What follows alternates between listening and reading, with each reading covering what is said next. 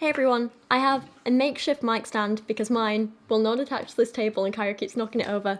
We have candles burning, we have wine, we have a little doggo pottering around, and now it is time to read some poetry. Or talk about poetry, mostly the talking about poetry. Before we start, I do want to warn you that this is likely to be a really long video, but it will be split up into sections, an introduction section and then several others, which I will try my best to timestamp and leave down as a pinned comment below.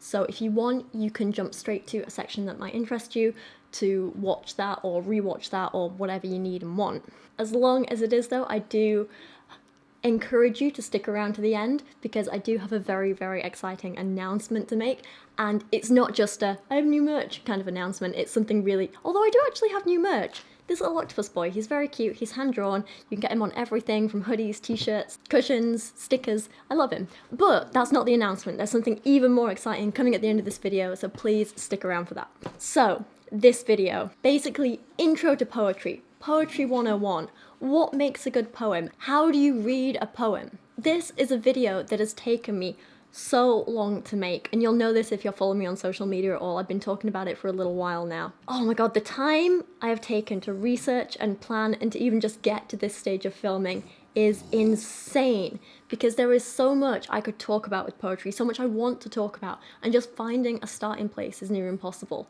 The current script that I have that I will be kind of reading off, because this is more of a heavily scripted video than normal, is over 10,000 words. It's a big boy. But that's the kind of cool thing about poetry, because there is so much to say and so much to talk about. Even once you find a starting point, you end up jumping off in all kinds of different directions because you end up with a million more exciting questions that you want to ask, and none of them have simple or even definitive answers. There's no right or wrong in poetry, and that's kind of the beauty of it. There's no start or end point, there's no linear journey to take. It's not like you can start with the first poem and read till up to modern day poems, you know?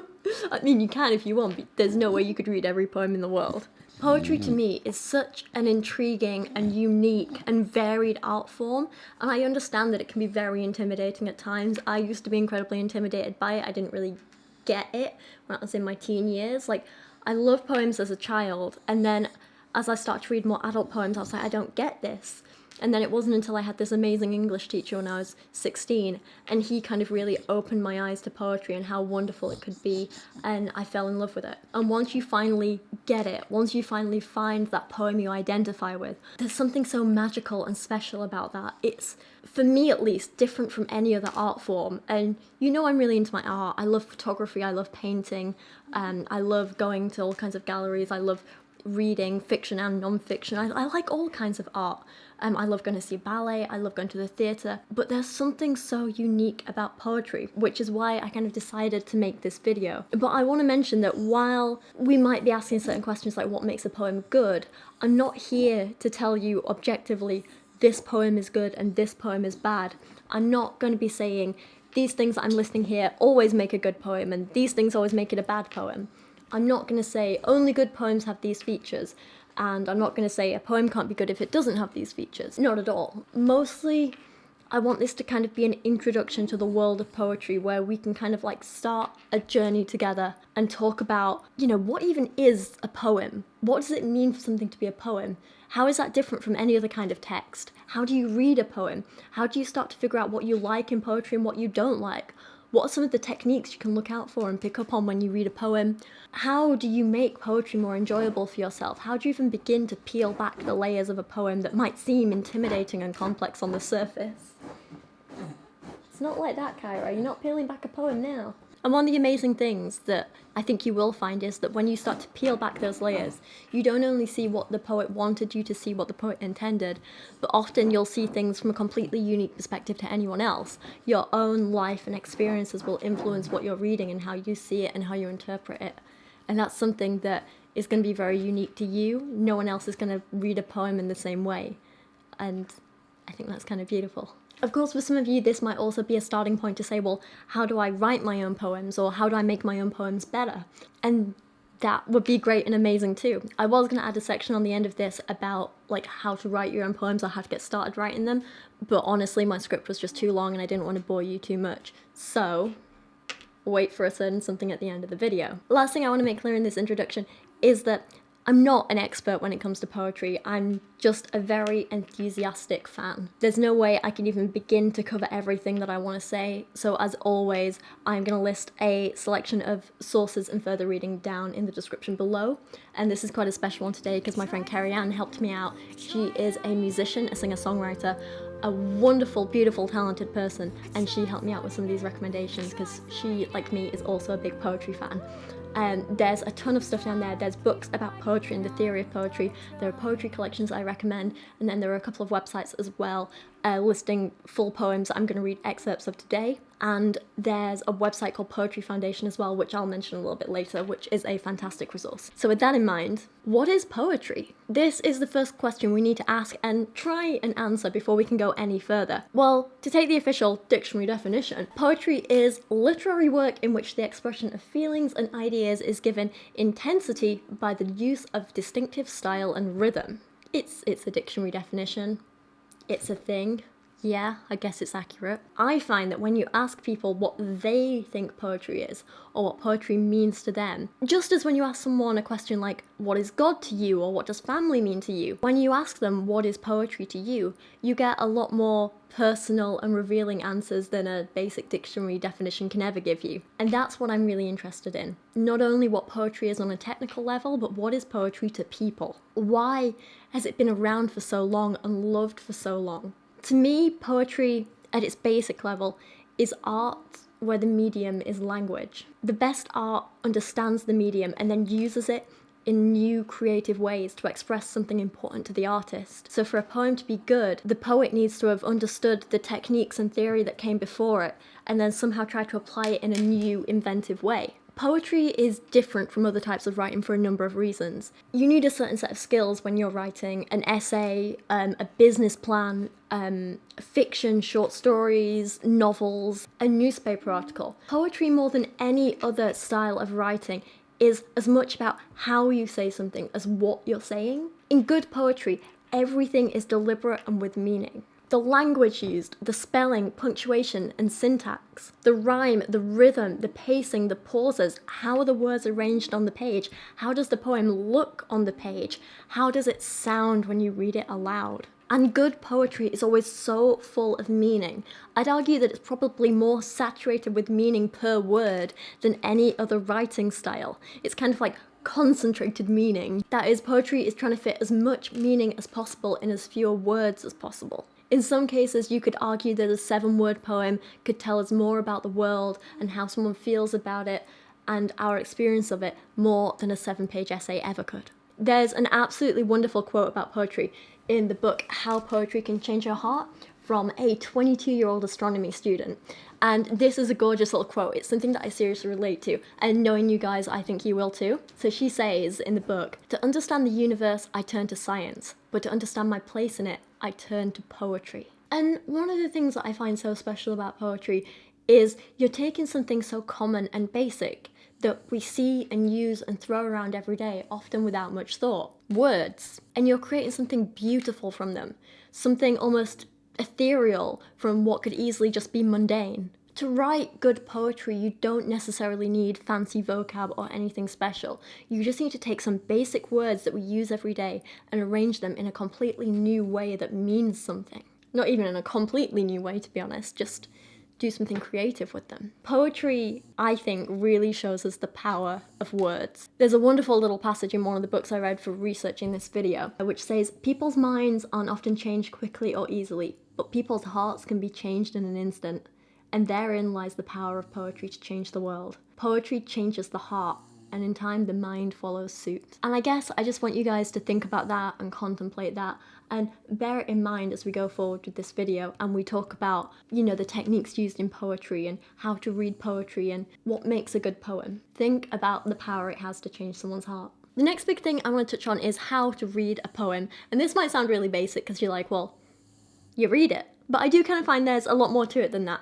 It's funny because sometimes I find that when you analyse something deeply, like really take them apart and kind of look at all the little bits, it can kind of ruin them a bit, you know? Like kind of spoil the magic. Like sometimes when you know how a magic trick's done, it's not quite as exciting. But with poetry, it's actually the opposite for me, because the more deeply I look at it, whether it be an actual poem or a song maybe, the more deeply you look at it and start to peel back those layers and look at all those tiny little details, the more magical it becomes.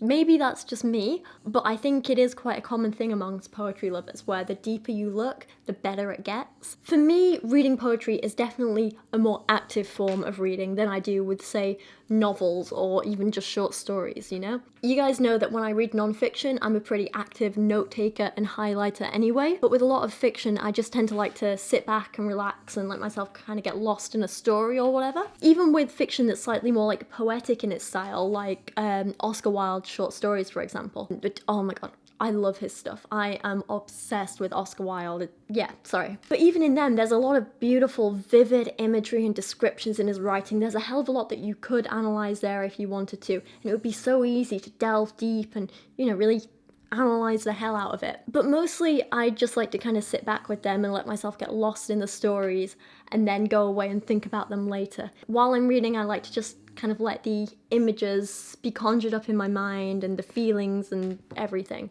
And then maybe I'll go away later and think about the meaning behind certain things. I'm not quite an active reader when it comes to fiction and short stories like that. Kyra's snores are adorable, by the way. But on the other hand, with poetry, I am a very active reader, and as you might be able to tell from some of these books, I like marking out favourite poems, I like leaving notes and annotating and things like that. I really like to kind of like sit and immerse myself in a poem and really think and mull things over. Like I say, make notes, read, reread and reread and reread. And that's kind of the beauty about a good poem, is that you see something new and different every time you read it, every time you look at it. Especially depending on kind of where you are in your life as well, you know. A poem I read at 16 has a very different meaning to me now than it did back then, because I've experienced different things in my life and I'm essentially a different person to who I was 11 years ago. But just because this is the way I like to read poetry, it doesn't mean it'll be right for you. Really, you just need to experiment and find your own ways. So as an example, I want to give you 2 ways that I like to read poetry, and they might inspire you to try it, but really just go out there and try different things. And you might like making notes, you might not. You might like reading aloud, you might not. It's up to you. The first way I quite like to enjoy poetry is to read it on my Kindle. And I love this because you have a dictionary built right in. And sometimes poetry has certain words in there that you might not recognise, or references to historic events or people or characters or places that you might not know. And so what I really enjoy about the Kindle is that you can just literally click on it and it'll give you a definition or a little summary of what it means. So if there's any references in there that you don't know about, it's really, really quick and easy to learn about them. The other thing I love about the Kindle is that you can highlight on there and like save little passages. So I like to keep like little notebooks on my Kindle of like little highlighted passages and stuff like that. And then I can look back later and like see my favourite bits and things like that. That's one way I like to enjoy poetry. The second way is that I love poetry in paperback book form, but I tend to do this more when the poet and the style is more familiar to me, so I know I'm probably not going to be as caught out by obscure references or stuff like that. I like to be able to go and just like sit somewhere quiet with a book of poetry and maybe a pen or a pencil and just kind of like enjoy with no distractions and kind of highlight bits that I like and take notes. And I always keep like a notebook with me with like, so something like this, I tend to go through and I write down like notes and stuff that I like, bits of poems that I like, and then use it to start like writing my own poems and inspire me and stuff, and eventually write my own stuff. Yeah, I don't know, I'm kind of rambling at this point, it's a little embarrassing, but I love it. So I have many notebooks. I always keep these with me, and as I'm reading poetry I like to jot bits down and make notes, and then from there I tend to kind of end up, you know, going off on my own thoughts and usually writing something of my own. I say usually, this is something I've only started doing in the last like 3 or 4 months again. I used to write poetry when I was younger and fell out of it for a few years, and now I'm really getting back into it and really enjoying it. So yeah, that's kind of one of the reasons you'll find that a lot of my more well-loved books are full of little notes and highlights and stars and all sorts of stuff, because I I like kind of making the poetry my own, if that makes sense. But I don't know, this bit might be kind of rambly, but that's just me. That's just how I like to read poetry and enjoy poetry. Everyone has their own way of reading and figuring out what works for them and what you enjoy the most. So really, I recommend you just kind of dive in and go for it and see what brings you joy. Try some paperback books, try some Kindle books, go to your library and see if you're okay with just reading or maybe making notes in another notebook, or whether you prefer to make them straight onto the page, or whether you like having digital copies. It's, I don't know, whatever you want. Honestly though, when it comes to reading poetry, the biggest piece of advice that I will give to absolutely everyone and anyone is read it out loud. Poetry is meant to be spoken. When you read a poem out loud, that's when we really start to see and understand and appreciate the meaning. You really figure out what the author's going for when you hear it spoken. I love this particular quote here about the music of poetry. That is, its sounds and rhythms. It's not just for the eye and the mind, it's meant to be given a voice. And I kind of love that, you know? Reading aloud really lets you experience the rhythm of a poem, the real sounds of the words, where emphasis naturally sits, and also how the words flow together. You never just kind of plow through the pages of a text with poetry. It's not just a matter of getting from top to bottom of the page as quick as possible, and then thinking, all right, what did it say? In poetry, as I keep saying, and I'm going to keep saying it, it's all about how it's said as well as what is said. So the pace and positioning and rhythm often impart as much meaning as the words themselves. That's why reading out loud can kind of show you what the author really intended. I want you to think for a minute about songs, because lyrics are a kind of poetry, and I'd argue they're probably the most easily accessible kind of poetry. I think part of that is because you're hearing them exactly as the poet intended, or the songwriter intended in this case. You're hearing the pace and the pauses. You're implicitly understanding that meaning comes from so much more than just the definition of the words used. A great example of a poem that can and should be read out loud, which really forces you to stop and think about your pacing and your pauses, is a poem called Silent Poem. But at a first glance, it doesn't really look like a poem. It looks like a weird list of words, and some of them have big gaps between them, and you're like, how's that a poem? It's a bit lazy, isn't it? And the thing is, like, yeah, if you do read it like it's just a book or any other piece of text, it's not really going to mean much. Look, backroad, leaf mould, stonewall, chipmunk, underbrush, grapevine, woodchuck, shadblow, yeah, it sounds stupid. It doesn't sound like a poem. It feels lazy. You're like, what is this guy doing? How is this like a well-known good poem? But you need to stop, and you need to look at the words, slow it down, think about these pauses between them. Start listening to the rhythm of the words that you're saying, because all of these words are chosen and placed very, very deliberately. So not only does the author tell a story in that it places images in your mind and slowly guides you through a scene, but the rhythm created by these pauses and the different syllables in each word and the placement of them really set the pace, which is only something you hear when you read it aloud, as it's meant to be read.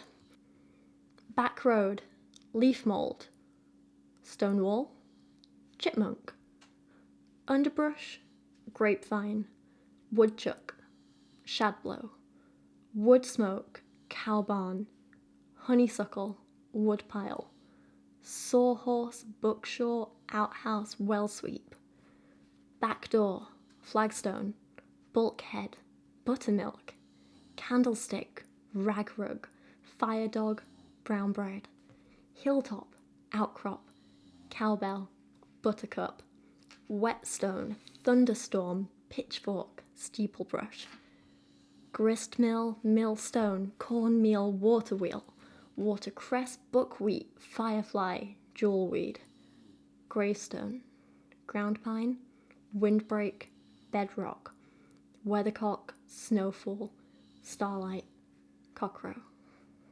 So you can see when you kind of read it and you get the pacing right, you start to hear how these words kind of play with each other, and some of them fit well together, and you get these patterns of gristmill, millstone, cornmeal, all with this m sound. At the end, you get a sense of the story starting over again. Starlight, cockcrow, night falls, morning again. It's a wonderful, simple little poem that really does kind of like, I don't know, you have this picture in your head, and you know, at first you think, okay, it's just like a little road, you know, back road, leaf mold, stone wall. But then you start to feel like home as you enter this farm, and there's, you know, buttermilk, candlestick, rag rug, fire dog, brown bread. And then again, night starts to fall, and you get, you know, firefly, jewel weed. But yeah, there's surprisingly a lot in there for a very, very simple poem, and I thought it was an excellent example of how something that, if you don't read it properly, sounds like just a bunch of words, but when you stop and think about the pacing and the rhythm, actually tells the story. If you come across a new poem and you are struggling with trying to understand what it means and what it's trying to say, if you don't really know where the emphasis goes, or maybe you just can't really connect with it, it's really helpful to see if you can find a video of the poet or even someone else reading the poem out loud. I find that it can really help you see things in a new light, because once you understand where the emphasis is meant to go, you can kind of see meaning there that was kind of cloudy before, that was fogged over. I want you to have a look at this incredible poem now by Elizabeth Acevedo. Again, hope I'm pronouncing that right. Which has a very free, open structure, lots of dialogue, lots of enjambment, even random gaps in places. The language is really simple, but it's tricky to see how it's read at first, you know, especially with all this enjambment. It's like, where do you pause, where do you not? If you do just read it to yourself, you'll be able to get it eventually, but it might take a little bit of time. So hearing the poet read it aloud and share her experiences, hearing that emotion in her voice, there's something very special about that, and it makes you see it on this whole new level. I want to play you a short clip of it now, not the whole thing, but I do recommend you go and listen to it in full. The video will be linked in the description down below. An open letter to the protesters outside the Planned Parenthood near my job, who stuck a cross in my face and told me, abortions are the largest genocide of black people. God won't forgive you for having one. I don't know how I became the finger to pull the trigger of your mouth. That's a lie. I know exactly what turns my lunch break into a firing range and why this clay pigeon of a body attracted your aim. But tell me more how you care about this largest genocide of black people when I never seen you at a Black Lives Matter protest. Tell me that you mourned Ayanna and Tamir and Jordan just as hard as you celebrated the shooting of a clinic in Colorado. So with all this in mind, what makes a good poem? I wish there was a simple, straightforward answer where I could just be like, okay, do this checklist and you're good. But it's not that simple. It's never going to be that simple. But let's have a think about it. What might you want to look for when you read a poem? How do you figure out what you like and what you don't like? Again, before we go any further, and I don't want to bore you by saying this over and over again, but I'm not here to tell you X is objectively good and Y is objectively bad and you must listen to me. Not at all. I'm just trying to signpost you in some directions that you might want to go. Ultimately, if you like a poem, if you think it's good, if you get something out of it, then that's all that really matters. Don't let anyone, myself included, ever tell you you're wrong. You are completely entitled to your own opinion in that way, and it wouldn't be fair of me or anyone else to tell you otherwise. Just because I do or don't like a poem, that doesn't mean any of you have to either. It's completely your choice. That said, there are definitely some things that can be a little more objective. For example, with saying, you know, this poet is using these techniques, or if you can identify some cliches or poor use of grammar or whatever.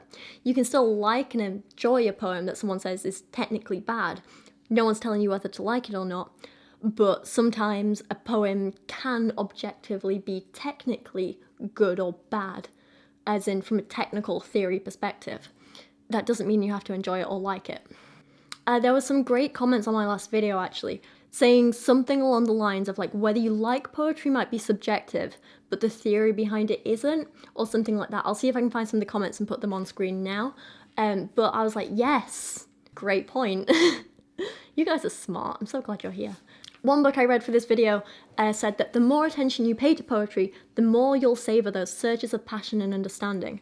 And with that in mind, I want you to take a look at how you might identify a poem you like, and then how you analyse a poem. How do you figure out why you like a poem and what is technically good or not? Sometimes you just read or hear a poem and you immediately get a gut feeling about it. You connect with it in some way. You maybe know it's good or not, but you don't necessarily know why. You just feel something, you know? How Poetry Can Change Your Heart. Fantastic little book. It's a really short little read, but it's got some really good little gems in there. It contains a passage which reads, "Sometimes we read or hear poems that we actually feel affecting us in our bodies before we are totally cognizant of what they're saying." And this is exactly what I'm talking about. Sometimes you don't need to deeply analyse a poem to get something out of it, but sometimes taking that deeper look can help you understand your feelings and start to process them. It can help you understand why you have a feeling, why you have a reaction to that poem. I discovered a poet while I was researching this video called Diane Lockwood. Never heard of her stuff before, but I liked one of her poems that I found in an anthology. I liked her writing style, so I looked at more of her work. And I came across this one poem called Idiosyncrasies of the Body, and it hit me pretty hard. I just kind of had to stop for a while, close the laptop, take a break. Yeah. So that was an initial, immediate gut reaction to that poem.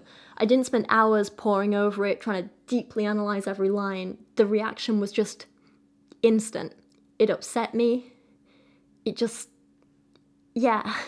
And the thing is, it wasn't even a poem about something I'd personally experienced.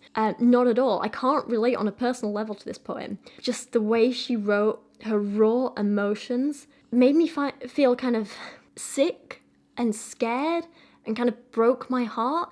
Because I don't know if she was talking about herself or someone else, but she was talking about things that people go through. And yeah, I almost felt like crying just from one read of that poem. I've since gone back and looked at it again, and yeah, it still makes me emotional. And that is how much a good poem can affect you. I don't want to read it here because I do worry that some of the themes in it may be a little triggering for some of my viewers, but if you do feel like wanting to go check it out, it will be linked in full in the description below. That's Idiosyncrasies of the Body by Diane Lockwood. In a similar vein, a lot of you may know that I had that same reaction the first time I heard I Say, I Say, I Say by Simon Armitage, which I posted about over on my community tab the other day. It was at a poetry reading the first time I heard it, and it was just like... But that does not always happen, not by any stretch of the imagination. Some of my favourite poems now, I didn't get when I first read them. I think I mentioned this before, but Grace Nichols, when we were given one of her books for A-level English, I was like, I don't get it. I don't see any complexity here. I don't see anything deep. It's just blah. And then we went to a poetry reading, and I heard her read some of her poems out loud, and I was just like, I get it. I get it now. And just everything came together. And I can't necessarily say what changed other than maybe hearing her emotions behind her words and hearing the way she stressed and emphasized certain bits, and hearing it in her voice just made it all the more real and deep to me. I don't know. But either way, it changed how I viewed that entire book and now all of her work. But what about if you can't go and hear the poet read for themselves? What if you're trying to make sense of Shakespeare or something by a poet who's long since dead? Sometimes you don't get that gut feeling, sometimes you can't hear it read out loud by the poet. That can be incredibly overwhelming and confusing. You might look at a poem and think, what the hell is this? This doesn't even look like a poem, this doesn't even look like words. And it's not until you start to look at it closer in detail that it all becomes clearer, when you break it down into smaller, manageable chunks. So let's talk about the specifics. Let's look at the technical details and the theory behind poetry a little deeper. Again, this is still all going to be very surface level, but hopefully it'll be a good starting point for some of you guys. First up, you definitely want to look at the basics. On the surface, what is this poem about? Are there any characters? What's the setting? Is it trying to tell a story? Once you've established this, you can try and figure out, is that what the poem's about?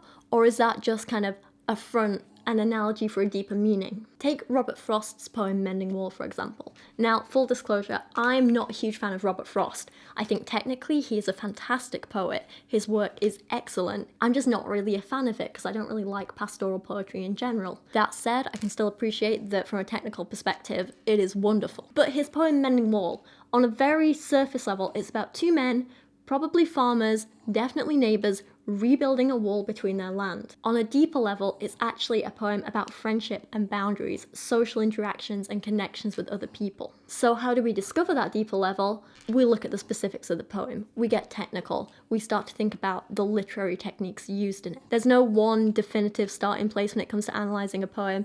There's no checklist. There's no steps 1 through to 5. Really, you can start wherever you want. Language, form, context, whatever, it's up to you. And you can look at any of these or all of these in whatever order you want for whatever poem you're reading. Really, you have a hell of a lot of freedom. That said, as we learnt from a certain someone in the last video, just because a piece of writing has a deep meaning, that doesn't necessarily make it a good poem on a technical level. Doesn't make it a good piece of writing. Just as we can look at the work of Edward Lear and see that the subject of a poem may be silly or meaningless, that doesn't make it a bad piece of writing either. Looking for implicit meaning is just one aspect of a poem, and it's not necessarily the sign of a good or bad poem, it's just another part of it. But let's take a look at what to look for in a poem.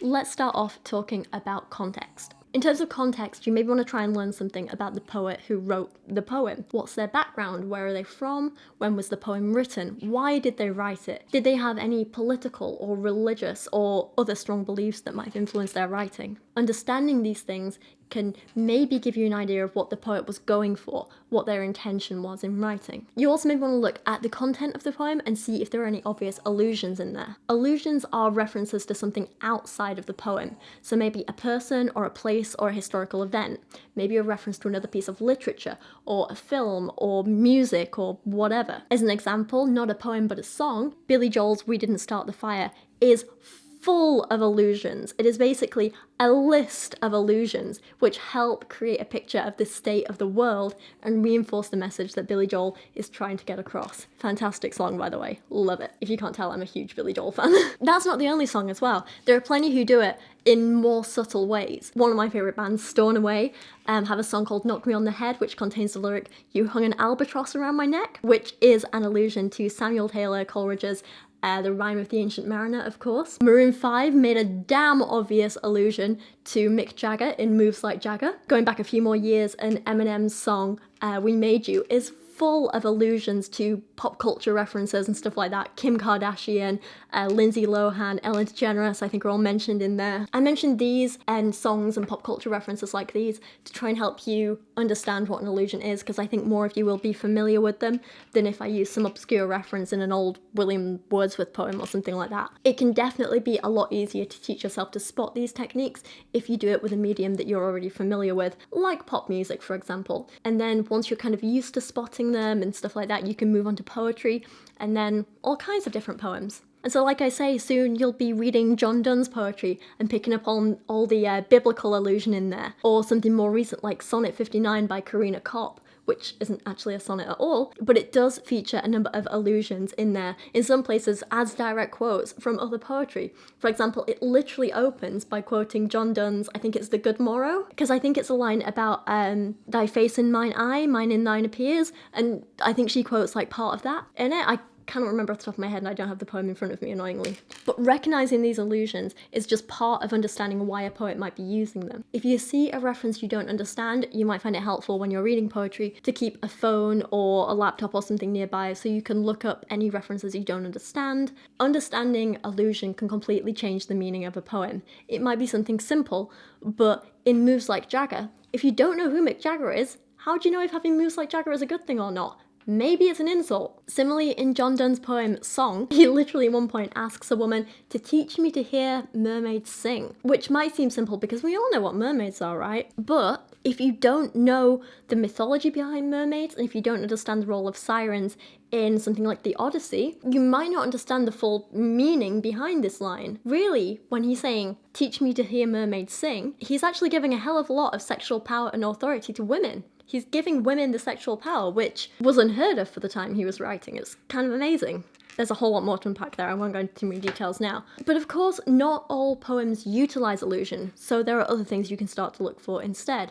The form and structure of a poem are usually very, very deliberately chosen. So some of the questions you may want to start asking are, does the poem follow a set of rules, like a sonnet or a haiku or a limerick, or is it more free and experimental? And depending on what the form is, once you've identified it, Why do you think the poet chose that form? Take sonnets, for example. There are a number of different kinds of sonnets, all with very different rules about rhyme scheme and all sorts. But to speak very generally about sonnets, which is tough to do, they're traditionally used for expressing emotions and feelings and being quite sincere, which is often why they're used for love poetry. So you might want to take this into consideration when you read a sonnet. Is the poet using this form to stick to tradition and actually confess love for someone or their feelings about something? Or perhaps they're writing about something they hate in sonnet form to be ironic and subvert expectations.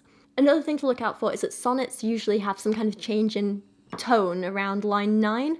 This is often referred to as a volta, and it may be used to express, I don't know, a change in view, a change in circumstances, or subvert the reader's expectations in some way. So when you see a sonnet, figure out, line 9, what changes and why?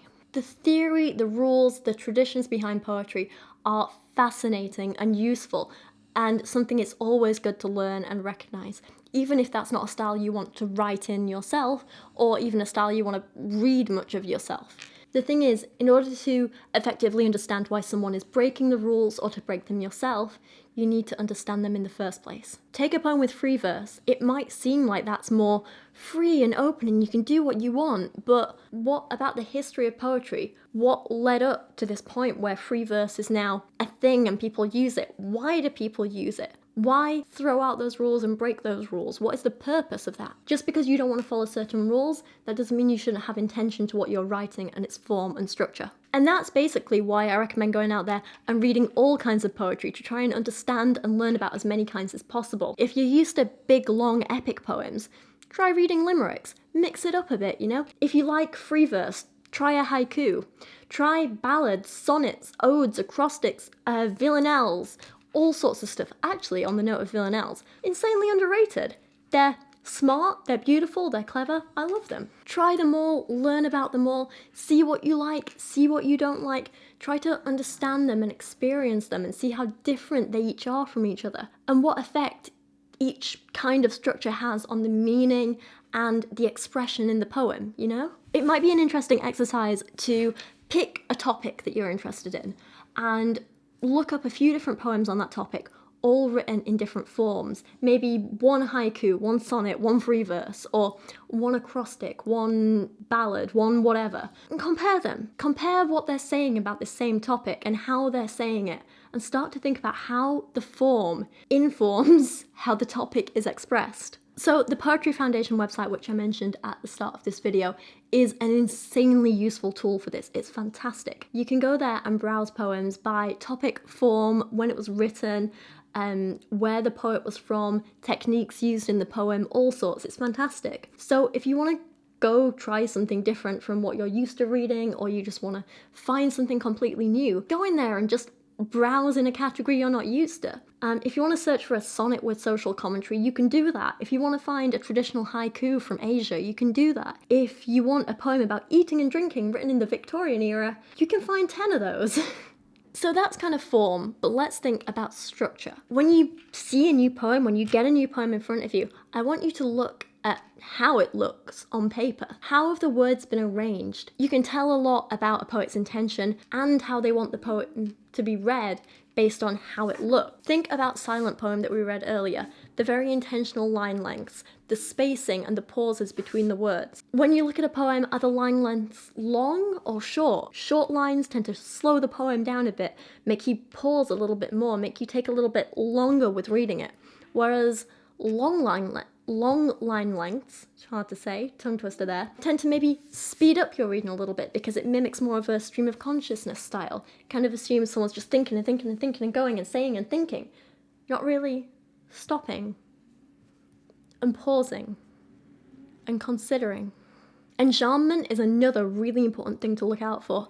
Enjambment refers to when a sentence or a thought or a phrase runs over from one line to the next without punctuation to end it. A poem without enjambment is generally said to be end-stopped, and this is where there's punctuation at the end of a line, kind of ending a thought. And this was a norm for a really long time. So look a lot of Shakespeare's old sonnets, and each line is kind of like thought, thought, thought. So an extract, as an example, might be, "When in disgrace with fortune and men's eyes, I all alone beweep my outcast state, and trouble deaf heaven with my bootless cries, and look upon myself and curse my fate. It definitely slows the poem down a bit. It definitely gives it a very definite rhythm. It makes the poem appear very deliberate, very thought out. The ideas have been carefully considered. Each thing is kind of, a line to itself. Using enjambment, on the other hand, is a little more free. It's a lot faster. It's more like the poet is actually speaking or talking to you in real time. And sometimes it has very important purposes. I want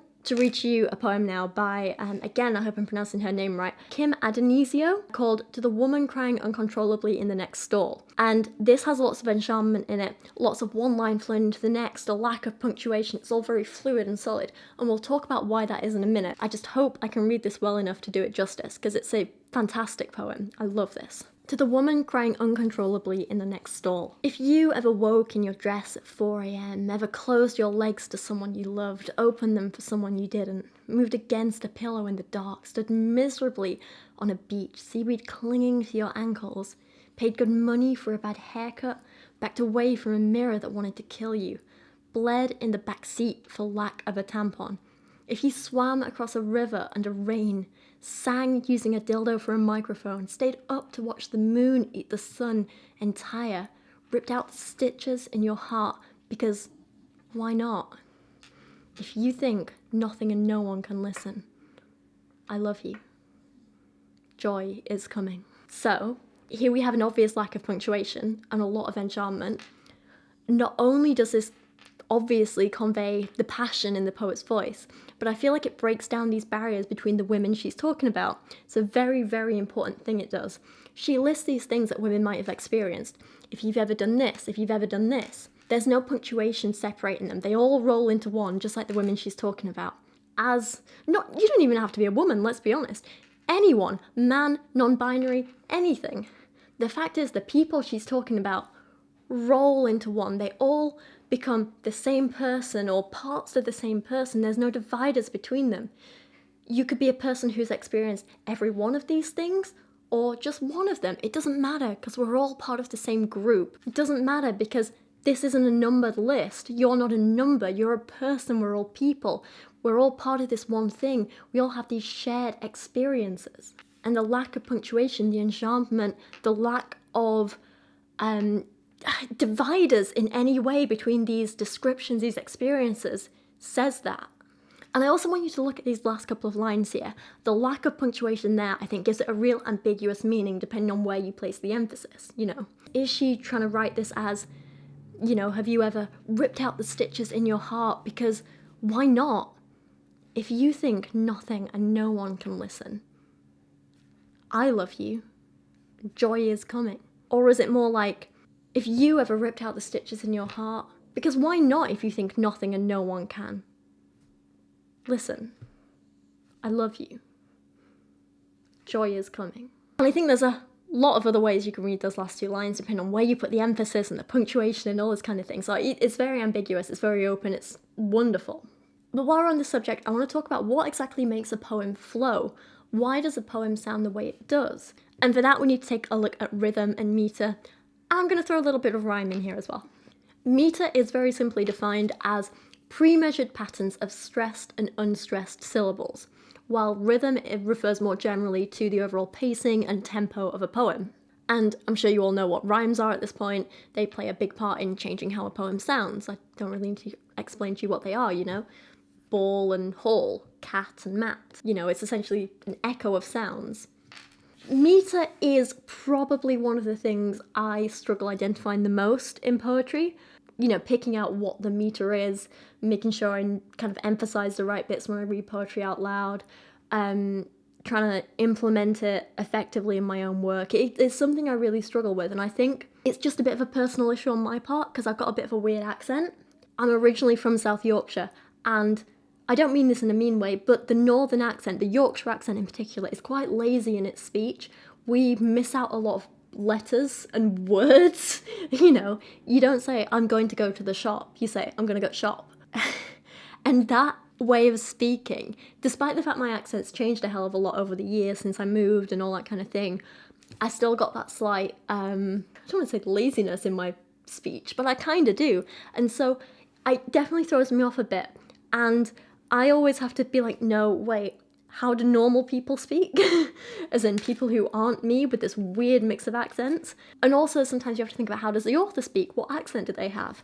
Again, I think that's why I kind of find Simon Armitage's poems very kind of accessible, because he's from Yorkshire as well. Different part of Yorkshire, but still Yorkshire. So I kind of get it a bit more. I get his accent. I get how the poems are meant to sound. So that's just something I personally struggle with. It might not be an issue for you, or it might be, especially if English isn't your first language and you're reading English poems. But even so, it shouldn't hold you back or restrict you. You can still get a hell of a lot of meaning out of poems, and learning to pick up on things like meter is a skill that you can learn and that I am still learning about. So you can too. To get a little bit more technical with this, so in meter, individual kind of units are called feet. And so in building poetry, poets string together feet to create the meter. There are different kinds of feet depending on where the stresses are, and then different names given to these depending on how many times that foot is repeated. So to tell you some of these, and I found some great examples in a book which I'm going to use here. Different kinds of feet can include anapest, dactyl, iamb, and trochee, or trochee. I don't quite know how you pronounce that one. Anapest is more of like a duh, as in, but of course. So 3 syllable sound with a stress on the last one. Dactyl is more like duh. Again, 3 syllables, but with a stress on the first one, as in, honestly. The first syllable is a stress there. Iamb is a 2 syllable one, and it's more like duh, or duh. So the stress is on the second syllable, like in collapse. Trochee or trochee, on the other hand, is more of a duh, with the stress on the first syllable, like pizza, or Rachel. Yeah, Rachel. Rachel's that. Yeah. I always struggle pronouncing my own name. I find it really weird. It's weird, I don't really hear my own name a lot. It's odd.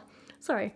Anyway, the number of repetitions that these feet also have names. So 1 single foot on its own is called monometer, 2 feet dimeter, 3 feet trimeter, and so on. So you put these together based on the meter. So which of these like sounds is it, and how many times is it repeated in a line? With this, you get things like iambic pentameter, which is 5 repetitions of the duh sound. Does that make sense? This might sound very, very complicated, but they're just descriptive words. And once you understand what each bit means, you can figure out the whole thing. It's very similar to like chemical nomenclature. That's how it's pronounced, right? Nomenclature. Never known how to say that word. So let's take a little bit of a look at iambic pentameter, because it's probably one of the most famous ones. It's the one that everyone knows because it's like, oh yeah, Shakespeare wrote an iambic pentameter. But what the hell is it? As I said, with the iambic part, we have the duh, with the stress on the second syllable. Duh. Probably sounds so stupid doing that, I know, I'm sorry. But that is repeated 5 times per line. So each line of a poem or play has 10 syllables per line, each with the second syllable stressed. So to quote Shakespeare, if music be the food of love, play on. So it's, if music be the food of love, play on. So the stress there is on the mu, be, food, love, on. There we go. Mu, be, food, love, on. Whereas, if, sick, to, of, play. Does that make sense? It's interesting because the bits that you're really putting emphasis on are like the start of music. So, music, food, love, the big important words in the line. You might think that the final command, the play on, if you just said that normally, you might just say play on, and the emphasis would be on the play. But in this, because of the iambic pentameter, it ends up being play on, with the on stressed, and that's very, very important to the meaning, because it's putting the emphasis on the continuation rather than the playing itself. It's, I don't just want to experience this bit of music, I want more, I want all of it, it's very passionate. Iambic pentameter may be very, very common, but it is not the only kind of meter that we see. So anapest, for example, always reminds me of the We Will Rock You beat, which is like the where the banging the table or the stomp is the stressed part, you know what I mean? So an example of that would be like, if I was talking to Kyra, I'd say, I love you, little bean, and your paws. I mean, obviously you wouldn't quite say it like that, it'd be more like, I love you, little bean, and your paws, or whatever. That would be, for example, anapestic trimeter. So 3 repetitions of the 3 syllables with the stress being on each third syllable. This isn't poetry, but it is a good example of using a meter like anapestic trimeter to emphasize the bits that you find important. In that statement of I love you little bean and your paws, the emphasis I want is to be on the you, on the bean and the paws, because I'm directing it to Kyra, you. I'm calling her my bean because that's her nickname, that's what's important, that's something special between me and her, and I'm backing it up with why I love her. Her little paws. So that's the emphasis. You, bean, paws. And you can tell a lot about what a poet is trying to get across, what their important bits of their message are, by what bits they're stressing. So let's take a very, very basic example, more basic than that, and go with the line, I love you. Depending on where the poet decides to put the stresses, which will depend on things like where they put it in the line and all sorts of stuff. But in that simple phrase of I love you, the poet can put the emphasis on the I, on the love, or the you. And depending on where they put the emphasis and the stress, could potentially change the entire meaning of the poem, or give us a clue as to what the rest of the poem is about. For example, I love you puts emphasis on the narrator, and you have to ask, are they emphasizing the I because they're narcissistic and think it's some kind of honor to be loved by them? Are they emphasizing it out of jealousy because they're trying to compete with someone else? You know, I love you, not him. Either way, it's clear that the rest of the poem is probably going to be focused on the narrator and how they're feeling and how they think their love impacts this other person that they're addressing. On the other hand, I love you puts the emphasis on the love. And it makes it clear that, you know, the narrator kind of probably knew he felt something for this person, but didn't necessarily realize it was love until this point, or the other person knew there were some feelings there, but now they're revealing it's love. The idea of love is the focus of the poem. That's the emotion that's important here. Maybe they're discussing what that love means, or the relationship between the two people, or whatever. But love, the emotion, the action of love is the focus. And finally, if the emphasis was on I love you, then the focus would be on the other person that the narrator is talking to. The narrator has some feelings to give and they're being directed towards this other person. There must be something special about this other person.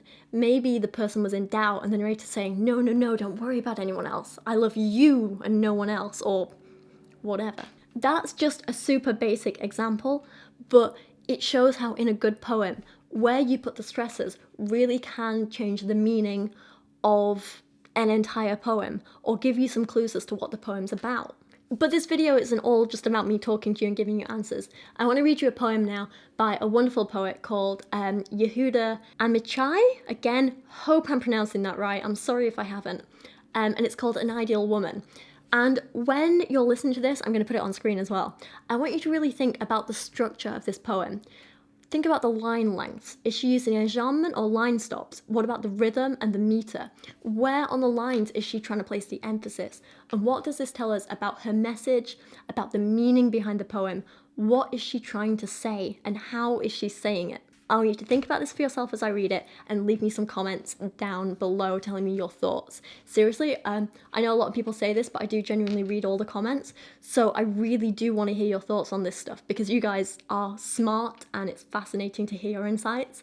So if you want to leave me a 1-line comment, if you want to leave me a 7-paragraph comment, I don't mind. Just go for it. I love reading them. An ideal woman. I know a man who put together an ideal woman from all his desires. The hair he took from a woman in the window of a passing bus. The forehead from a cousin who died young.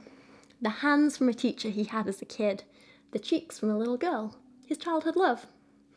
The mouth from a woman he noticed in a phone booth. The thighs from a young woman lying on the beach. The alluring gaze from this one, the eyes from that one. The waistline from a newspaper ad. From all these he put together a woman he truly loved. And when he died, they came. All the women. Legs chopped off, eyes plucked out, faces slashed in half, severed hands, hair ripped out, a gash where her mouth used to be, and demanded what was theirs, dismembered his body, tore his flesh, and left him only his long-lost soul. I think it's fantastic, but I really want to know what you think of this.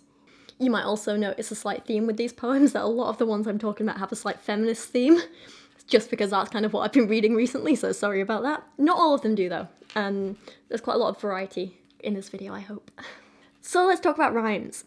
Rhymes are super important. A poem, of course, does not have to rhyme, but some do. And what's important to know is that there are actually different kinds of rhyme. End rhymes are what they sound like. Rhymes at the end of lines. For example, limericks rely pretty heavily on end rhymes.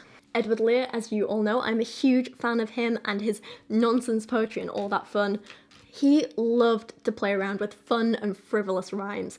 Rhymes can be great for implementing comedy into your work or showing imagination or creativity or really emphasizing a point.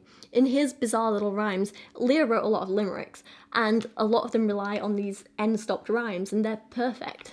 There was an old person of Leeds, whose head was infested with beads. She sat on a stool and ate gooseberry fool, which agreed with that person of Leeds. So again, the end-stopped rhymes. Leeds, beads, stool, fool, and I felt this one was very appropriate as I've just moved to Leeds.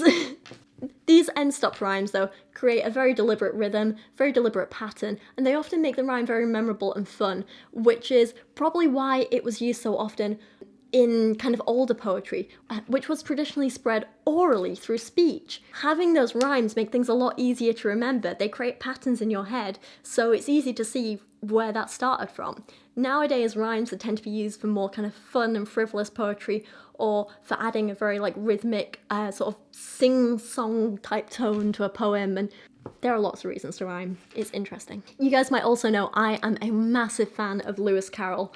Love all his work. I've got a massive, like, big, complete collection of his works that I just, oh my god, it's one of my favourite books. Not just Alice in Wonderland, but some of his short stories. His poetry is wonderful. And he would often utilise end rhymes in his work as well. Some of them, for example, in this extract from the Jabberwocky, uses an A-B rhyme scheme, which means in the 4 lines we're going to read, the first and third line rhyme and the second and fourth line rhyme. You'll notice this one is full of wonderful made-up words and fantastical imagery, and the rhyme really adds this kind of like fun, frivolous tone to it, which I know is a word I'm using quite a lot, but you'll see what I mean. 'Twas brillig and the slithy toes did gyre and gimble in the wabe, all mimsy were the borogoves, and the mome rats outgrabe. It's just fantastic and wonderful and beautiful, and even though these are silly, made-up words that we don't know, they're new words, they could kind of mean anything, but that recognisable rhyme kind of makes them seem a little bit more familiar, right? It's quite smart. We'll come back to the Jabberwocky in a second. Again, one of my favourite poems. There's a great little passage from Stephen Fry in his book The Ode Less Travelled, which is a book I've spoken about in my videos before, and I thoroughly recommend it. It's fantastic if you want to learn more about the history and the purpose behind certain structures and forms of poetry, and especially if you want to learn about things like metre and rhythm. But in it, he talks about rhyme a little bit, and he actually recognises that rhyme seems to be almost like a universally recognisable thing. He writes that we all know of people who are tone deaf, colourblind, dyslexic, or have no sense of rhythm, smell, or taste. But I've never heard of anyone who cannot distinguish and understand rhyme. I think we can safely say rhyme is understood by all who have language. End rhymes can be a hell of a lot of fun, but it's very easy to sound cliched or have your poem potentially sound lazy. If you are writing, make sure you're picking words for the right reason and not just because it's an easy rhyme. If you can't find a word that works that doesn't rhyme, maybe you need to think about going for a different structure. In Lewis Carroll's poem The Jabberwocky, he changes up the rhyme scheme a little bit later on and shows some internal rhymes. Internal rhymes are words which rhyme in the middle of lines in a poem. This could be on the same line or different lines. So listen to this. 1, 2, 1, 2, and through, the vorpal blade went snicker-snack. He left it dead, and with its head he went galumping back. So you do have snack and back as an end rhyme, but for internal rhymes you have to and through, dead and head. The purpose of a chosen rhyme scheme will only really become apparent in the context of the poem as a whole, but in general, internal rhymes like this tend to unify a group of thoughts or message or part of the story, you know? Partial rhymes are also a thing, and are fairly common, but may not necessarily be as easily recognisable, until you actually read the poem out loud, that is. And even then, you might be like, well, something about this sounds good and familiar, but you can't always kind of like place what it is. If you are looking for a kind of obvious use of partial rhymes, maybe listen to rap music. I'm not really into rap that much, but anytime I do hear a song, you do hear a lot of partial rhymes, and it works fantastically. And I just remember watching a video once where Eminem was getting mad because someone said like, nothing rhymes with orange, and he was like, yeah, I'll show you everything rhymes with orange. Then like the video played this clip of one of his songs where like there are a bunch of great partial rhymes with orange, and if I can find it, I'll pop the clip in here. Like people say that the word orange doesn't rhyme with anything, and that kind of pisses me. In the score, there's a Ford engine door, hinge, syringe, and orange, an extension cord, and a ninja sword. So to talk a little more about partial rhymes, if you've ever heard a rhyme where the vowel sound is the same, but the consonant sounds at the ends are different, that's called assonance, and it's a kind of partial rhyme. It definitely gives the poet a bit more leeway and freedom to find the right word, not just a rhyming word, while still keeping that rhythm and melody they were going for. And depending on how the poet uses it and which vowel sound they repeat can change the mood or the tone of the poem. So for example, Simon Armitage uses assonance in the opening lines of this poem to show he's angry. It's almost like he's spitting out the words. Listen to the A and I sounds in bastards, mansions, ditches, breeches, lifted. Listen to this. Those bastards in their mansions. To hear them shriek, you'd think I poisoned the dogs and vaulted the ditches, crossed the lawn in stocking feet and threadbare breeches, forced the door of one of their porches and lifted the gift of fire from the burning torches. Then, given heat and light to the streets and houses, told the people how to ditch their cuffs and shackles, armed them with the iron from their wrists and ankles. These lords and ladies in their palaces and castles, they'd have me sniffed out by their beagles, picked at by their eagles, pinned down grilled beneath the sun. Me, I stick to the shadows, carry a gun. So lots of partial rhymes in here, lots of kind of internal rhymes as well with porches and torches, end rhymes with sun and gun, but it's kind of like these internal ones, this assonance with bastards and mansions and ditches and breeches and lifted, shackles and ankles, Imagine that first line though, that you really kind of have to spit out to say, those bastards in their mansions. Imagine that with different words, without the assonance. It wouldn't work as well, those idiots in their mansions, those dummies in their mansions, those bastards in their houses. It doesn't really work the same, does it? You don't really spit it out the same. It doesn't really show the anger and contempt as well. It's both the word's definitions and their sounds that create the meaning of the poem. Bastards, a mansion, big, extreme, emotional words, perhaps with a little exaggeration, and which, when you put them together in that same line, you can't really help but spit out as you say them. There's also a great use of rhyme in Caroline Duffy's poem Mrs. Beast, and I want to read you the first stanza of this as an example. It's a long poem, so I can't read the whole thing, but I will leave it linked below. Thoroughly recommend it, it's wonderful. I want you to listen out for some of these partial rhymes and assonance and so on. Straight and face, Sheba deeper Lisa, walked and waltzed, wound and two. I want you to have a listen out for these and have a think about what you think their purpose is, what they add to this poem, and then let me know your thoughts down in the comments below. Please. These myths going round, these legends, fairy tales, I'll put them straight. So when you stare into my face, Helen's face, Cleopatra's, Queen of Sheba, Juliet's, then deeper, gaze into my eyes, Nefertiti's, Mona Lisa's, Garbo's eyes. Think again. The little mermaid slit her shining silver tail in two, rubbed salt into that stinking wound, got up and walked in agony in fishnet tights, stood up and smiled, waltzed. All for a prince. A pretty boy. Who'd dump her in the end, chuck her, throw her overboard. I could have told her, look, love, I should know. They're bastards when they're princes. What you want to do is find yourself a beast. The sex is better. So you might notice some interesting repetitions of the same consonant sounds here as well. When this occurs at the beginning of a word, it can be alliteration. For example, slit her shining silver tail in two. You have the S's and the T's there. But when you see this repeated inside words, as well as at the beginning, it's known as consonants. So, silver prince stood, Sheba fishnet shining. I struggle with, say, my S's anyway, so that was not a fun bit to say. But again, depending on the sounds being repeated, it can be used for many different effects. And in this poem, I want you to let me know what you think that was. Why did she decide to go for so much consonance and assonance in this poem? What was she going for? Okay, I have barely scratched the surface there when it comes to form and structure and rhyme and rhythm and meter and context. I could talk about this stuff for hours, but we need to move on. We've spoken a hell of a lot about how a poem looks and sounds, but let's talk about the actual content now, the words themselves. Why are they used, chosen? What can you do with them? How do you get the most meaning out of the fewest words? What's the difference between a complex and an overly verbose poem? And what's the difference between a simple, succinct, and a lazy poem? A good poem is very deliberate in their word choice, not just for how they look and sound, but because of what they mean. We've said a few times in this video already, but the best poems are the ones that provide the most meaning and the fewest words. There's never anything to gain from padding with fluff in a poem. Just because you add extra words, that doesn't make it good. That said, simple poems with a few words aren't always good either. Sometimes you do need to add a little more. There are a few techniques that a poem or poet can use to really increase the saturation of meaning in a poem. That is, these literary techniques are usually used to imply meaning or hint at it without just saying everything outright. Sometimes you need to be obvious and explicit in your writing.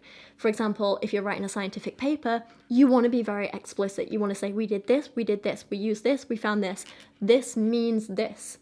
You don't want to imply anything in that, you just want to say it. A poem, on the other hand, is basically the opposite. If you want to write a poem about why bullying is bad, you wouldn't write something like, bullying is bad because it does this, and this means this. Do you know what I mean? But you might show how bullying's bad by describing a specific situation, using what some call the Great Paradox, which we will talk about in a little bit, like 2 minutes. Or you might do it by creating imagery, using symbolism or figurative language like metaphors, similes, personification of inanimate objects, and so on. I think for this section, the best way to do this, because there's so much we could talk about, is I'm going to give you a brief overview of what a lot of these terms mean and what they are, and then we'll look at an example poem. I'll talk about where and how they're used, and then ask you to analyse another one down in the comments. That sound okay? So let's talk a little bit about this Great Paradox that I mentioned. Now, I've only seen it referred to by this name in one book that I've read, but it is a sort of technique that I've seen discussed before, just never given this name. But I think in general it tends to be quite overlooked, and I think it's something that's very, very important and useful and can improve your writing. I might be wrong on it being overlooked, maybe that's just in my experience, but not the point. Generally, the Great Paradox refers to the fact that the more specific something is, the more universal it becomes. And this is definitely true of poetry. It basically means more people are going to relate to something if you tell a very specific story, which in turn makes them feel emotions they can relate to, than if you just say something incredibly generic. You might have actually noticed this if you watched my reviews of Gabby Hanna and Trisha Paytas's poems. If you didn't, in summary, I found Gabby's poems to be incredibly basic, shallow, lazy. I didn't really feel anything from reading them.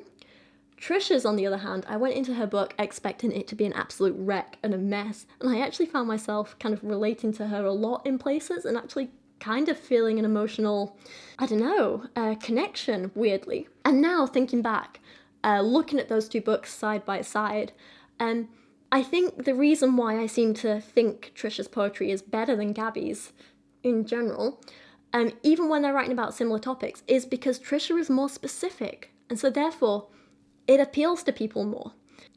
Even when those two are writing about similar topics, Gabby stayed vague and generic. Trisha was just very specific, and at times went into too much information, but it was very real and emotive. As a point of comparison, here are two poems basically talking about the same thing. I wouldn't go as far as to say either of them are good poems, but one is arguably better than the other. One at least makes me feel something. The narrator has a clear voice through the story she's telling. You can almost hear and feel her desperation as she fights with herself, you know?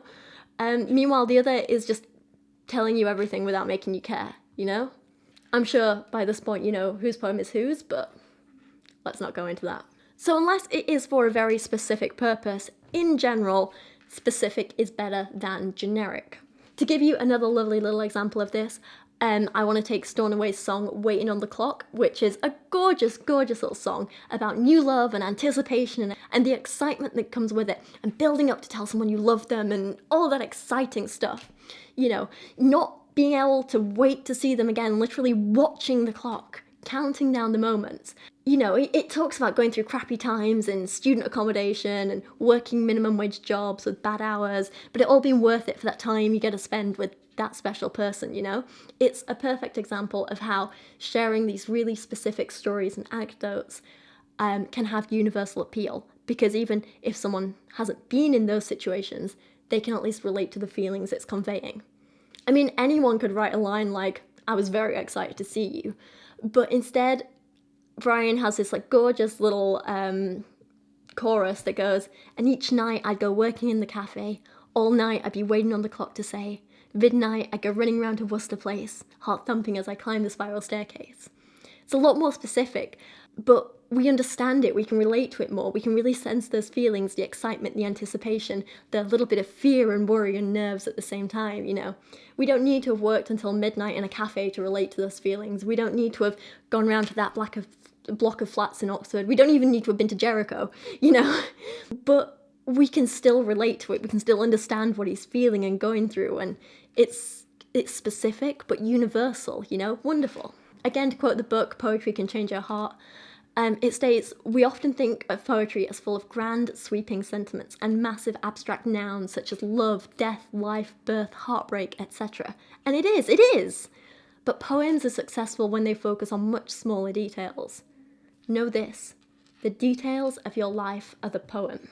So with that, let's look at some specific poetic techniques. You may or may not have heard of some or all of these. Doesn't matter, I'm still going to explain them because I want everyone to be on an even playing field, so we'll go over them briefly together. First up, I want to mention allegories. This is a word to describe a poem, or in some cases story, which on the surface seems to very literally be about one thing, you know, as we mentioned earlier, two neighbours mending a wall, but is actually, once you look deeper, a symbol for a whole other thing, as we mentioned earlier, friendship, relationships, boundaries. An allegory will usually be implied, not stated outright. So nothing in a poem is going to be like, "and this is an allegory for..." Do you know what I mean?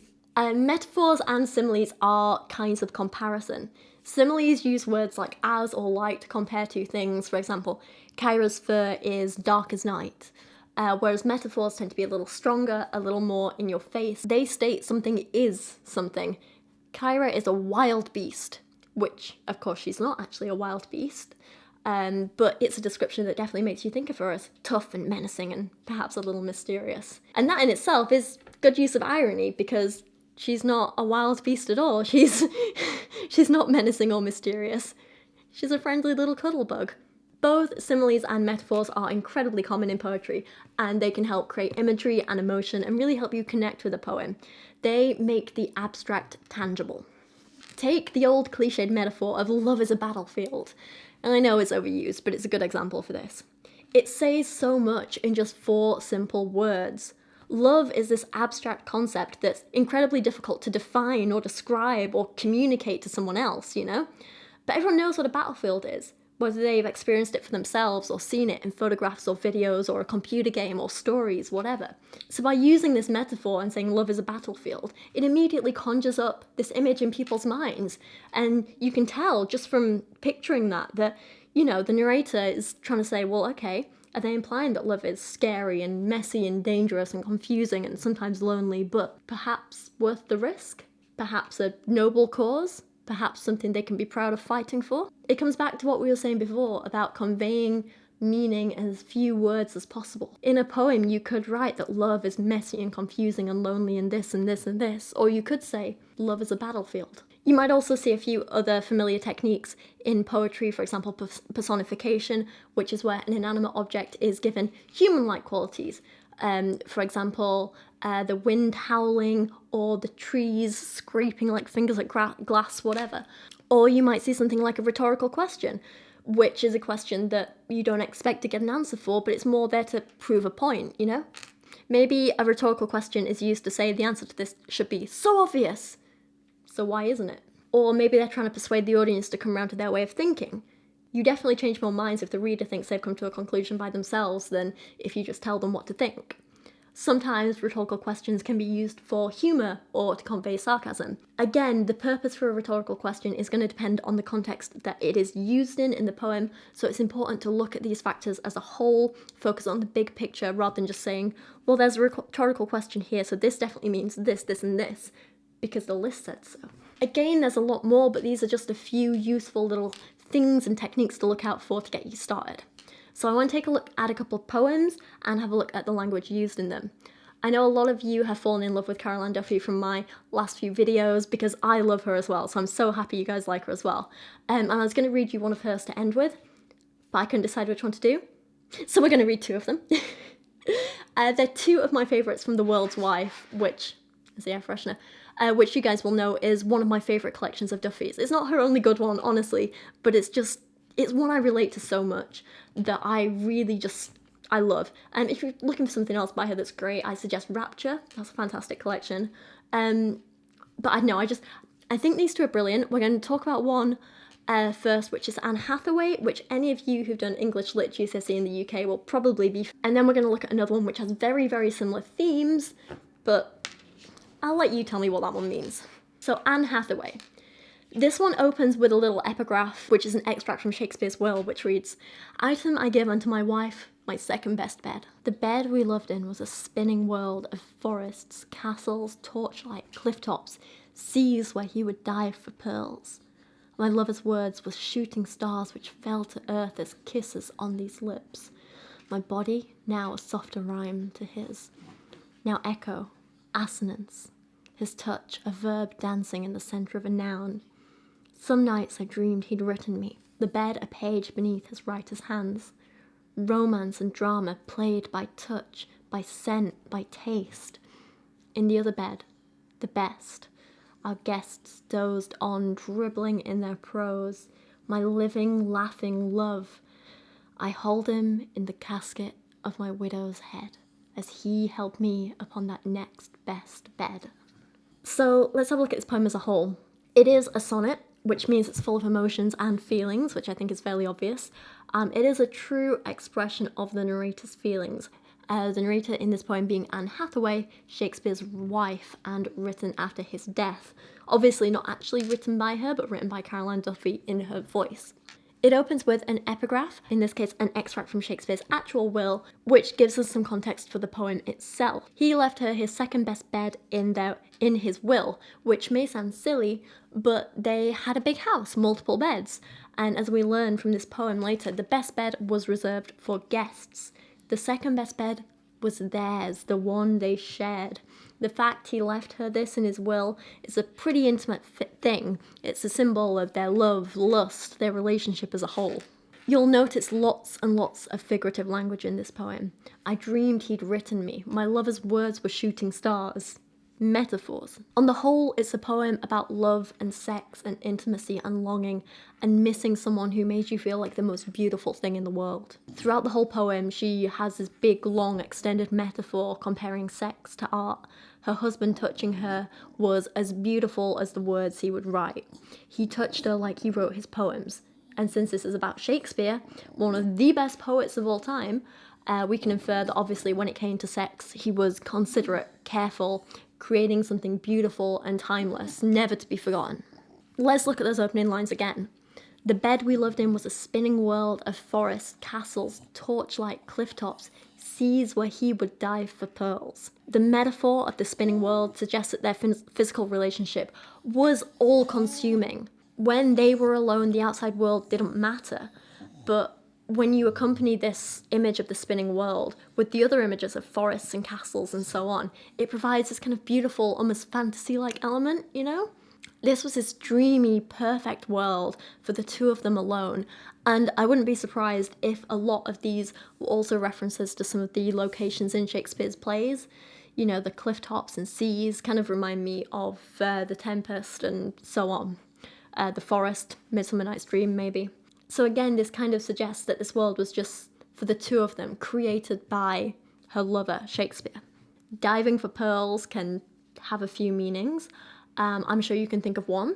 But it also might mean that in those moments he was focused on only her and looking for kind of like the beautiful moments and memories they could kind of capture and treasure forever. My lover's words were like shooting stars which fell to earth as kisses on these lips. It's probably been about 12 years since the first time I read this poem, if not more. Oh God, maybe 13. I'm getting old. But I still think this may be one of the most beautiful lines of poetry I've ever heard. I love it, and it's one of those things that sticks in my head. She's comparing both his words and his kisses and just his attention in general to something potentially divine and mysterious, ethereal, something that they didn't fully understand at the time, shooting stars, you know, something which could be dangerous and powerful falling to earth, but when directed towards her becomes something gentle and beautiful, just like words, you know. Direct words in the wrong place and they can be powerful and brutal, but direct them towards the right person and they're gentle and loving and create something amazing. I could go on about this poem, but I will leave the rest of the interpretation up to you guys. I'd love to hear your thoughts about it in the comments. And I also want you to compare it to this next poem we're going to read. Also, because I'm just throwing things at you, I want you to take a look at line 9 of this poem. Remember what I said earlier about a volta or a change in tone? Have a think about what happens in line 9 of this poem. What is the change that's happening and what does this mean for the meaning and the tone of the poem? Also pay special attention to the lines, "Some nights I dreamed he'd written me, the bed a page beneath his writer's hands." Sorry, Kara's getting ready for a walk. Does this fit with the purely romantic interpretation, or is it maybe a slight feminist statement? Think about how women were treated in the times of Anne Hathaway and Shakespeare. Does she just feel like one of his creations that he owns and possesses and maybe even monetizes? Or is she maybe saying that while he helped form who she is today, as all good partners should, now she realizes that she is a beautiful and independent entity in her own right, maybe? I don't know. Have a think about what you think that means, especially in the context of the rest of the poem. Like I say, there's so much to unpack here, but I want to hear your thoughts on this, whether it's as simple as I like it or I don't like it, or if you want to leave me a mini essay about what you think certain lines mean, go for it, please do. And finally, I want to end this video by reading you another poem with an extended metaphor, which also touches on a lot of the same topics as Anne Hathaway. It touches on love and sex, men and women, gender roles, ownership, independence, art, passion. This one even touches a little on the idea of consent. It has a lot of the same themes as Anne Hathaway, but it expresses some very different views. I want you to have to think about what this next poem means, how you might interpret it, and also compare it to Anne Hathaway for me. Let me know some of your thoughts there. Back when I was in 6th form, I wrote a couple of essays about this poem, so I know it fairly well, and I don't want to give you my views on it because I don't want to, I guess, influence you in any way. I want to know what you guys think of it without, you know, my input. However, even the name alone is a reference to something from mythology, so if you are unfamiliar with that myth, I will leave a little thing on screen, kind of outlining it, explaining it as I read the poem. Cold I was, like snow, like ivory. I thought, he will not touch me. But he did. He kissed my stone-cool lips. I lay still, as though I died. He stayed. He thumbed my marble eyes. He spoke blunt endearments, what he'd do and how. His words were terrible. My ears were sculpture, stone deaf shells. I heard the sea. I drowned him out. I heard him shout. He brought me presents, polished pebbles, little bells. I didn't blink, was dumb. He brought me pearls and necklaces and rings. He called them girly things. He ran his clammy hands along my limbs. I didn't shrink, played statue, stum. He let his fingers sink into my flesh. He squeezed, he pressed, I would not bruise. He looked for marks, for purple hearts, for inky stars, for smudgy clues. His nails were claws. I showed no scratch, no scrape, no scar. He propped me up on pillows, jawed all night. My heart was ice, was glass. His voice was gravel, hoarse. He talked white black, so I changed tack. Grew warm, like candle wax. Kissed back. Was soft, was pliable. Began to moan, got hot, got wild, arched, coiled, writhed, begged for his child, and at the climax, screamed my head off. All an act, and I haven't seen him since. Simple as that. Fantastic. I love it. And with that, I want to end this here. I was going to add a section on writing your own poetry at this point, but I think this video is already far too long. I've already had to go empty my camera card at one point, and the battery is so close to dying. So I might create that segment as its own video, which leads me on to my actual really exciting announcement. I cannot wait for this. I want to start a monthly series and poetry club with you guys in which we discuss your poetry. And if I'm feeling brave, I might even read you one of my own. We'll see. Each month I am going to give you a prompt for the next month, a word or phrase or maybe even an image. And over that next month, I want you to go out and write a poem or find one of your old poems. As long as you've written it yourself, I don't mind. But find one and send it to me at the email address that is on screen right now, freshpoetsociety@gmail.com. It can be a new poem you've written or an older one from the past that you'd like critiquing so you can maybe update it. As long as it's your own work, I don't mind when you wrote it. Whatever you want feedback on, as long as it fits with the theme of that month. You guys get full credit for the name, by the way, Fresh Poets Society. When I mentioned this idea over on my community tab, so many of you were like, oh my god, I can live out my Dead Poets Society dreams. And I was like, amazing film, by the way, love it. But I was like, well, I like that. I like the thought of it being like that. But also, I want this to be about nurturing lots of fresh new talent. And yeah, doing it in a really fun way. So, Fresh Poets Society. I hope that's not a name that something already has, but we're gonna go with it because I like it. So every month, I'm gonna pick out a few poems from ones you guys send me and give some of my thoughts on them, and then hand the discussion over to you guys in the comments. The focus is always, always, always gonna be on support and growth and helping each other. No mocking, no judging, no name calling. Yes, there will be critiques, but it's always gonna be with the intention of improving the work and supporting each other.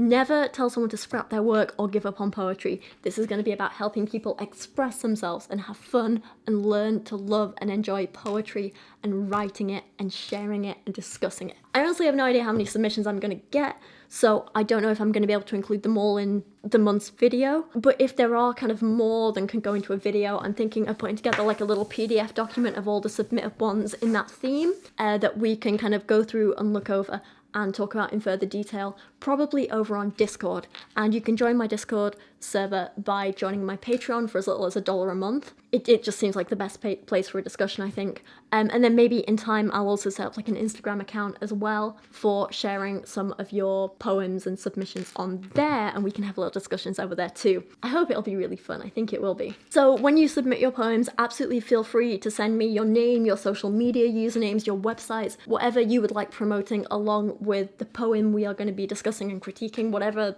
works for you. Or if you want to submit anonymously, you can do that too, just specify in the email. So for the first Fresh Poets Society video, whatever, I'm going to give you the entire month of May to submit your work on the theme, which I think is going to be very fitting for the moment: isolation. Interpret that however you'd like. If you want to go with something very literal, go for it. If you want to go with something more abstract, go for it. There's no limitations on form or structure or length. Go for it. Like I say, freshpoetsociety@gmail.com. Send the theme name in the subject line so I know what month you're submitting for. It won't be an issue for this first one, but in future it's going to be helpful. Again, send the name and social media stuff you want to associate with it. If you'd like to stay anonymous, please send me that too. I am so excited to do this with you guys. I absolutely cannot wait. Even Kyra's excited, aren't you? Although at the minute she's due her walkies and she's way more excited for that. So I really hope you enjoyed this video. Thank you so much if you did watch this whole thing, if you've watched it in parts, if you just watched part of it, if you just skipped straight to this exciting announcement, that's okay too. But thank you so much for letting me create something that I'm so passionate about and for supporting me through it. And thank you for just being amazing. I love you guys so much. I really do appreciate everything you do. Thank you for watching today, and hopefully I will see you again very soon.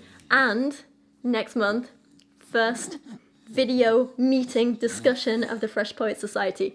Let's do this, guys. I'll see you later.